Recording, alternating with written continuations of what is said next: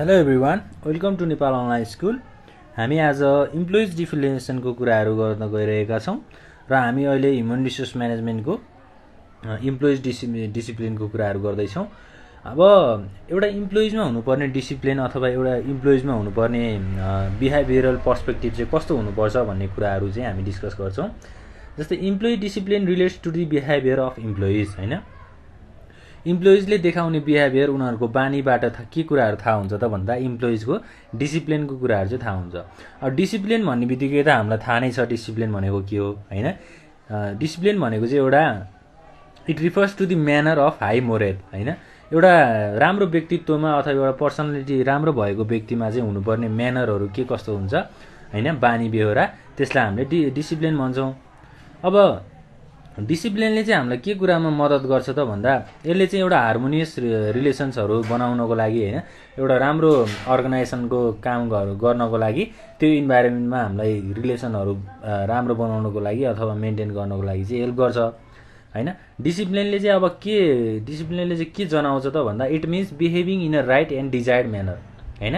एउटा राम्रो तरिकाबाट चाहिँ अरूलाई कसरी बिहेभ गर्ने, अरूलाई आफ्नो भनाइहरू आफ्नो कुराहरू कसरी राख्ने भन्ने कुराहरू चाहिँ एउटा डिसिप्लिनमा आउँछ। डिसिप्लिनलाई अब डेफिनेसनबाट भन्दा हामीले आफैले पनि भन्न सक्छौँ, होइन। र डिसिप्लिनलाई हामीले बुझिहाल्यौँ अर्गनाइजेसनको पर्सपेक्टिभबाट। अब यसको चाहिँ हामीले क्यारेक्टरिस्टिक्सको कुराहरू गर्छौँ अथवा फिचर्स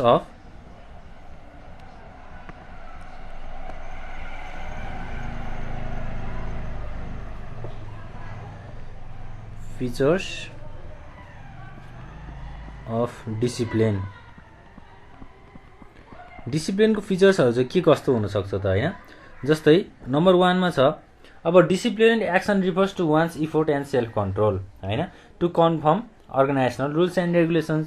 भनेको डिसिप्लिन भनेको चाहिँ के रहेछ त, एउटा एक्सन, होइन, जसले चाहिँ के गर्छ त अर्गनाइजेसनको रुल्स र रेगुलेसन अनुसार चाहिँ आफूलाई कसरी सेल्फ कन्ट्रोल गर्ने भन्ने कुराहरू चाहिँ भन्दो रहेछ। त्यसै गरी सेकेन्डमा के छ त, डिसिप्लिन भनेको चाहिँ एउटा डिटर्मिनेटिभ विलिङनेस। एउटा डिटर्मिनेटिभ विलिङनेसलाई चाहिँ हामीले के भन्दो रहेछौँ त, अब जस्तै के हुन्छ त डिटर्मिनेटिभ विलिङनेसमा, it promotes individual and group to carry out the instruction and suggestions. यसले चाहिँ इन्डिभिजुअललाई र ग्रुपलाई चाहिँ के कुराहरू प्रोभाइड गर्दो रहेछ त, इन्स्ट्रक्सनहरू प्रोभाइड गर्दो रहेछ, सजेसन्सहरू प्रोभाइड गर्दो रहेछ, होइन। त्यसै गरी थर्ड नम्बरमा छ, अब यसलाई चाहिँ हामीले एउटा नेगेटिभ अप्रोचको रूपमा चाहिँ it is a negative approach in the sense that it encourages individual to undertake some actions. भनेको इन्डिभिजुअलहरूलाई इन्करेज गर्नको लागि चाहिँ एउटा एक्सन्स अथवा कुनै पनि नराम्रो कामहरू यसले अप्रोच गर्दो रहेछ भने यसलाई हामीले नेगेटिभ अप्रोच पनि भनेर भनिदो रहेछ। तर के हो त, कसैको हितमा काम गरिन्छ भने त्यसलाई हामीले नेगेटिभ अप्रोच पनि भन्न सक्छौँ। नेगेटिभ अप्रोच किन भनियो त भन्दा यसले चाहिँ इन्करेज गर्छ इन्डिभिजुअलहरूलाई, तर के गर्छ त कुनै एक्सन्सहरू लिन्छ अथवा कुनै पनिसमेन्टहरू दिएर हुनसक्छ, होइन, कुनै कुराहरू गरेर चाहिँ हाम्रो इम्प्लोइजहरूलाई चाहिँ इन्करेज गर्ने कामहरू गर्दो रहेछ। Negative approach for encouraging individuals, यो कुराहरू भयो, होइन। अब अरू थुप्रै यसका क्यारेक्टरिस्टिक्सहरू विशेषताहरू पनि हुन सक्छन्। डिसिप्लिनलाई त हामीले आफ्नै पर्सपेक्टिभबाट पनि हेर्न सक्छौँ, होइन। एउटा डिसिप्लिन भन्ने बित्तिकै त्यसमा के गुणहरू अथवा त्यसमा के विशेषताहरू हुनुपर्छ भन्ने कुराहरू भयो। त्यसै गरी अब अब्जेक्टिभ्स अफ डिसिप्लिनको कुराहरू गरौँ। डिसिप्लिनको मेन गोल चाहिँ के हो त, डिसिप्लिन भयो भने के हुन्छ भन्ने कुराहरू हामी हेर्छौँ। To obtain organisational rules and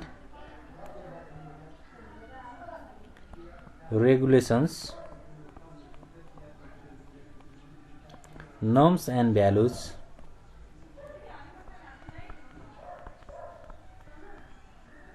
हैन, यी कुराहरू भयो। त्यसै गरी टु इम्पार्ट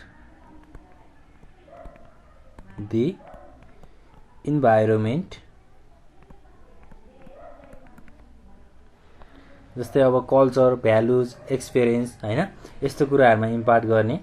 त्यसै गरी to develop a spirit of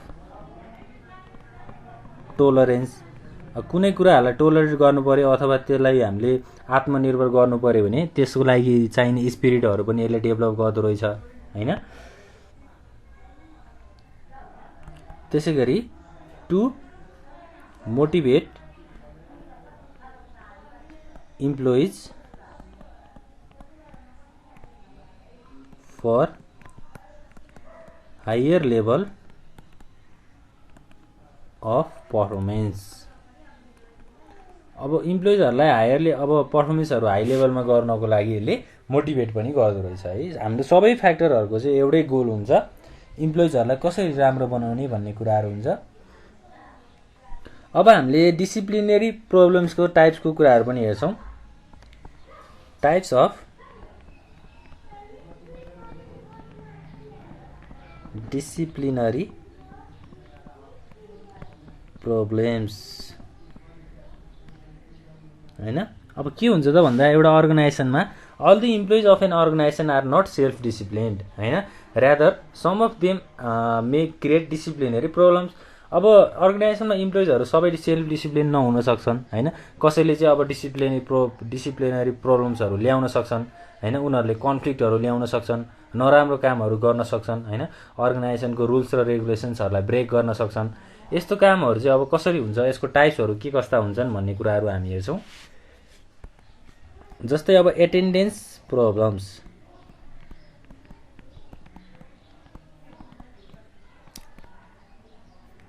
त्यसै गरी जब बिहेभियर प्रब्लम्स, त्यसै गरी डिसअनेस्टी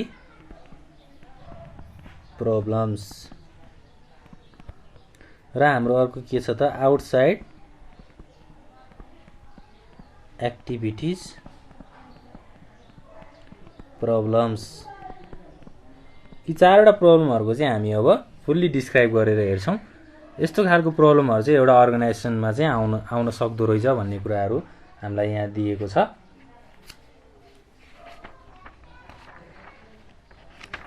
जस्तै अब फर्स्टमा एटेन्डेन्स रिलेटेड प्रब्लम्स भनेको अब इम्प्लोइजहरू चाहिँ के गर्ने भयो त, अब राम्रो एटेन्डेन्स उनीहरूले नदिने भयो हैन, उनीहरू डेली अर्गनाइजेसनको काममा चाहिँ नआउने भयो। जस्तै के हुनुपर्छ त भन्दा a study of 200 organisation 60% of which employees over 1000 workers भनेको अब एउटा इक्जाम्पल छ हैन, जसमा चाहिँ हाम्रो जस्तै अब एटेन्डेन्स भन्ने बित्तिकै त्यो कुराहरू बुझ्नु पर्यो है। पहिला इक्जाम्पलमा जानुभन्दा पनि एटेन्डेन्स भनेको चाहिँ के हो त, एटेन्डेन्स भनेको एउटा अर्गनाइजेसनमा जस्तै हामी अब स्कुल कलेजहरूमा गयौँ भने हाम्रो एटेन्डेन्स हुन्छ, कति दिन काम गर्न आयो हैन, उसले कस्तो खालको काम गरेर गयो हैन, उसले कति टाइम काम गरेको छ भन्ने कुराको एउटा हाम्रो स्टेटमेन्ट तयार गर्नलाई हामीलाई एटेन्डेन्स भन्ने कुराहरू चाहिन्छ।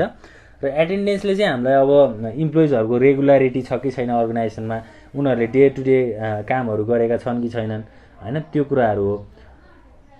अब एटेन्डेन्स रिलेटेड प्रब्लम्स हुन्छ एउटा हैन। त्यसै गरी जब रिलेटेड बिहेभियर प्रब्लम्स हुन्छ।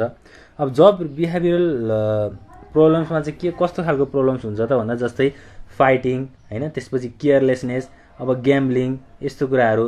त्यसै गरी अब डिसअनेस्टी हैन, त्यसै गरी अब अरू के हुनसक्छ त, अब failure to use safety device at work, safety डिभाइसहरू युज नगर्ने, त्यसको रेस्पेक्ट नगर्ने हैन, यी सबै कुराहरू चाहिँ हाम्रो केमा आउँछ त, जब बिहेभियरल प्रब्लम्समा आउँछ।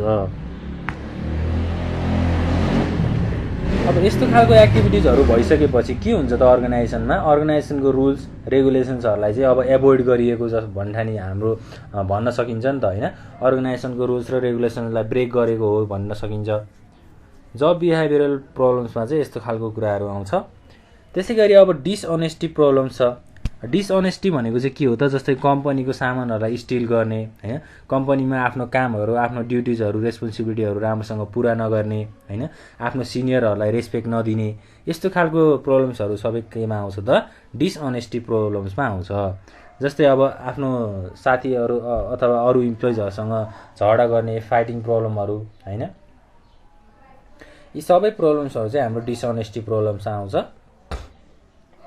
त्यसै गरी आउटसाइड एक्टिभिटिज प्रब्लम्स भनेको के हो त, जस्तै अब स्ट्राइक्स हैन, त्यसै गरी अब बाहिर गएर आफ्नो अर्गनाइजेसनको बारेमा चाहिँ नराम्रो कुराहरू भन्नु, यी सबै भनेको आउटसाइड एक्टिभिटिज प्रब्लम्सहरू हो। त्यसै गरी पार्टिसिपेसन एन्ड क्रिमिनल केसेसहरूमा इन्गेज हुनु इम्प्लोइजहरू हैन। त्यसै गरी कन्ट्याक्ट विथ डिस्चार्ज पर्सन भनेको कम्पनीको स्टाफ, भूतपूर्व स्टाफ अथवा पहिला काम गरिरहेको स्टाफ अब डिस्चार्ज भइसकेपछि उनीहरूसँग रिलेसनहरू बढाउनु। ब्याड माउथिङ भनेको नराम्रो कुराहरू गर्नु अर्गनाइजेसनको बारेमा, यी सबै भनेको एउटा हाम्रो आउटसाइड एक्टिभिटिज प्रब्लम्सहरू हो। ल यसरी चाहिँ हामीले अब हाम्रो टाइप्स अफ डिसिप्लिनरी प्रब्लम्सको कुराहरू गर्न सक्छौँ। अब हामीले अर्को कुरा के गर्छौँ त भन्दा गाइडलाइन्स इन एडमिनिस्ट्रेटिङ डिसिप्लिन। अब माथिको प्रब्लम्सहरूलाई चाहिँ कसरी सल्भ गर्न सकिन्छ भन्ने एउटा गाइडलाइन्स हामी कुरा गर्छौँ। एडमिनिस्ट्रिङ डिसिप्लिन, यसमा चाहिँ के हुन्छ त, जस्तै फर्स्टमा चाहिँ के हुनु पर्यो त, डिसिप्लिन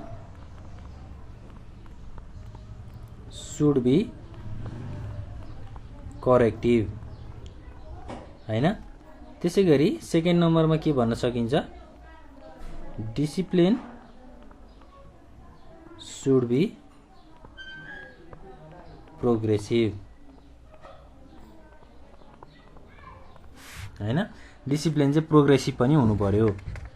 त्यसै गरी अरू अब हाम्रो गाइडलाइन्सहरू के हुनसक्छ त, एउटा राम्रो डिसिप्लिन क्रिएट गर्नको लागि जस्तै अब इम्प्लोइजको एक्सप्लेनेसनहरू,